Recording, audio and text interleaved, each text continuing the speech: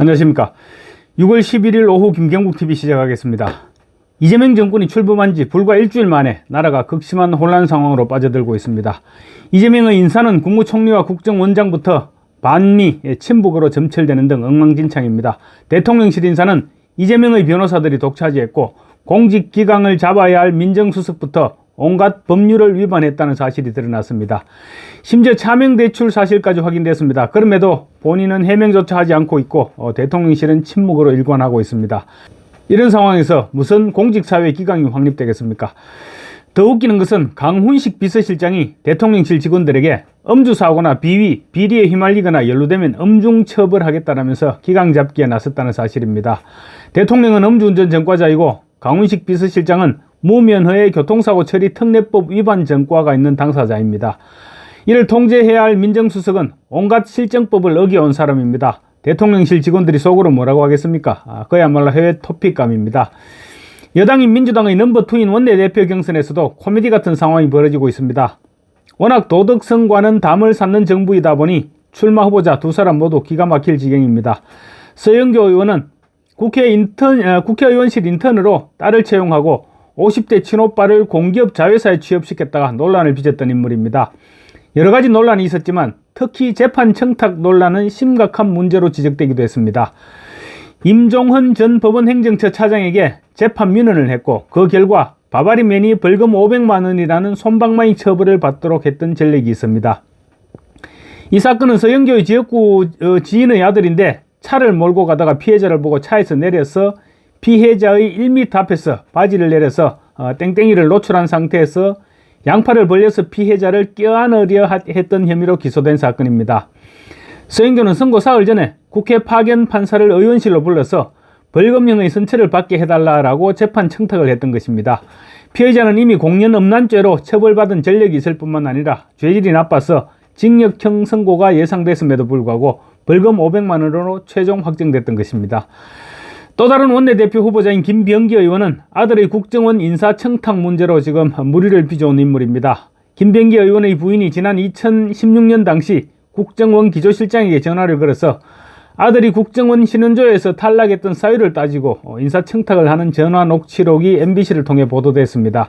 김병기는 특히 자신의 아들이 2014년 국정원 신원조회에서 탈락했던 이유로 대마초 흡연과 신체적 결함 때문이었다는 사실을 파악하고 국정원에 대해서도 이 부분을 추궁했습니다.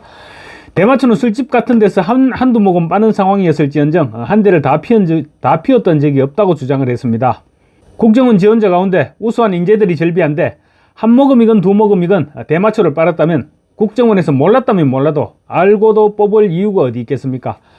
문제는 신원조의 탈락 사유를 어떤 경과를 통해서 입수했느냐는 것입니다. 그때 당시 김병기는 국정원을 퇴직한 이후였는데 극비 문서인 국정원의 인사자료를 어떻게 입수했느냐는 논란이 새롭게 벌어지고 있습니다. 이처럼 여당 원내대표로 출마한 두 사람 모두 문제투성인데 더 가관인 것은 좌파 언론에서 이런 문제점들을 터뜨리고 있다는 것입니다. 오광수 민정수석에 대해서는 경향신문에서 포문을 열었고 김병기 부인의 인사청탁 녹취록은 MBC에서 터뜨린 것입니다. 여권 내부에서 일주일도 되지 않아서 권력 암투가 시작되고 있는 것입니다. 그런가 하면 트럼프 대통령은 이재명 취임 사흘 만에 겨우 전화통화를 축하 전화를 한 통 하더니 그리고는 입을 닫아버렸습니다. SNS 광인 트럼프가 한국의 대통령과 통화했다는 사실만은 유독 확인을 하지 않고 백악관에서도 입을 닫고 있는 것입니다. 며칠간 축하 전화를 하지 않은 것으로 엿을 먹이더니 통화 후에는 또 내가 언제 통화를 했느냐는 식으로 지금 입을 닫아버린 것입니다. 트럼프는 나는 이재명을 인정하지 않는다는 식의 뉘앙스를 서방 국가들에게 전하고 있는 것 같습니다. 이재명 입장에서는 G7 회의에서 트럼프를 만나기가 겁이 나지 않을까 싶습니다. 트럼프가 어떤 돌발 행동을 할지 알 수 없기 때문입니다. 또 G7 회의 참석 역시 초청 국가가 아니라 발언권이 없는 옵저버 정도의 자격인 것으로 전해지면서 첫 외교에서부터 홀대를 받는 것이 아니냐 이런 우려도 터져나오고 있습니다. 이재명은 또 국무회의에서 윤석열 정부 국무위원들을 상대로 뻔뻔스러운 말장난도 했습니다. 어제 진행된 국무회의에서 민주당이 일방적으로 밀어붙인 3대 특검법, 그러니까 내란 특검, 김건희 특검, 순직 해병 특검법, 이 3대 특검법의 심의 의결을 앞두고 대통령과 윤석열 정부 국무위원들 간에 묘한 긴장관계가 형성됐다는 것입니다. 이주호 국무총리 직무대행이 3특검법 강행에 대해서 유감스럽다면서 전 정부 때 특검법에 반대했던 국무위원이 상당수 있는데 다음 국무회의에서 법안 처리를 제안드린다라고 말했다고 합니다. 얼마 전까지 3특검법에 대해서 위헌을 이유로 거부권 행사를 건의했는데 지금 우리가 동의할 수 없으니 새 정부 국무회의가 구성되면 그때 가서 처리를 해라는 얘기였습니다.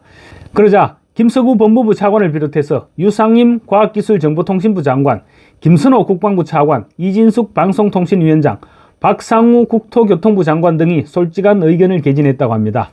국무위원들은 일방적으로 추진하는 특검이 아니라 여야가 합의된 특검이 필요하다는 의견을 내놓았다고 합니다. 그런데 이재명의 답변이 가관이었습니다.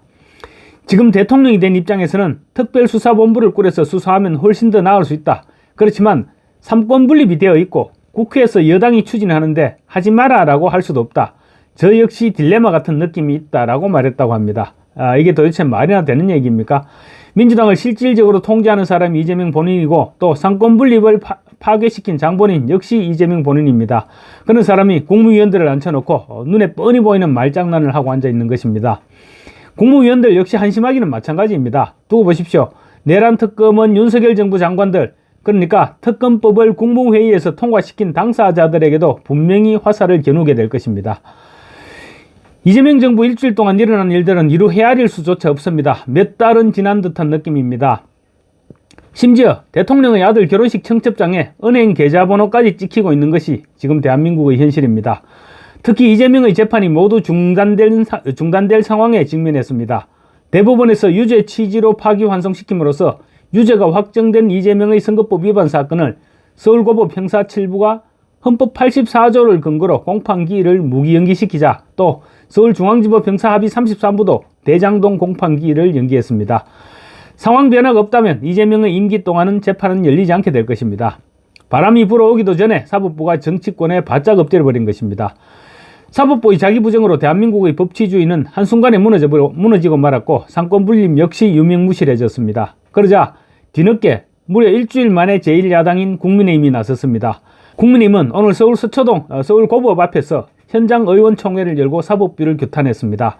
무려 국민 64%가 이재명이 당선돼도 재판은 계속돼야 한다는 여론조사 결과가 나왔음에도 불구하고 침묵하던 국민의힘이 뒤늦게 나선 것입니다. 늦어도 한참 늦었는데 그나마도 일회용으로 그치지 않았으면 좋겠습니다. 오늘 국민의힘 의원들은 서울고법 형사 7부 판사들 때문에 오늘의 사달이 났다면서 역사의 죄인이 될 것이라고 공개 비판에 나섰습니다. 김용태 비대위원장은 권력이 법 위에 군림하는 순간 우리는 독재와 마주하게 된다. 절대 권력의 사법 파괴 행위에 저 끝까지 맞서 싸울 것이라고 말했습니다. 김용태는 또 법원은 원리 원칙에 따라 어떤 압박과도 굴하지 말고 선거법 파기환송 및 대장동 사건 재판을 계속 진행해달라. 만약 법원이 겁을 먹고 스스로 무릎을 꿇는다면 민주주의의 퇴행은 곧 현실이 된다고 목소리를 높였습니다.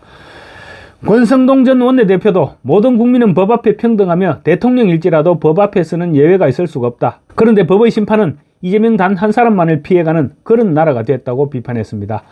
특히 판사 출신인 주호영 의원은 제 아무리 권력자라고 하더라도 법 앞에서는 예외가 없음을 보여주는 기관이 사법부다. 그래서 사법부를 최후의 보루라고 한다. 그런데 최후의 보루는 커녕 가장 먼저 권력자에게 무너져 버렸다라고 질타를 했습니다. 주 의원은 그러면서 서울고법 형사 7부의 이재권, 박주영, 송미경 판사 세 사람의 이름을 호명하면서 당신들을 어찌 고법 판사라고 떳떳하게 이야기할 수 있겠느냐라고 비판했습니다. 주 의원은 선거법 항소심에서 무죄를 선고했던 서울고법 형사 6-2부 최은정, 이해설, 정재호 판사도 이름을 호명하고 이들이 형편없는 논리로 이재명을 무죄로 만든 바람에 오늘의 사달이 생겼다고 목소리를 높였습니다. 국민의힘은 이재명에 대한 재판 속개 촉구사원의 범국민 릴레이 농성 그리고 서명운동을 진행할 예정입니다. 당권 싸움에 도끼자루 섞는 줄 모르고 있던 국민의힘이 일단 나서기는 했지만 아직도 야당 역할을 제대로 하려면 한창 멀었다는 느낌입니다. 과연 민주주의와 법치주의를 사수하겠다는 의지가 확고한지 아니면 적당하게 하고 다음에 내 배지를 다시 다는데 주력하겠다는 생각인지 앞으로 며칠 더 지켜봐야 될 것 같습니다. 이재명 정권 출범 일주일 만에 나라가 산산조각이 나고 있는데 아직 국민의힘은 지지층인 자유우파의 기대치에는 한참 미치지 못하고 있는 것입니다. 감사합니다.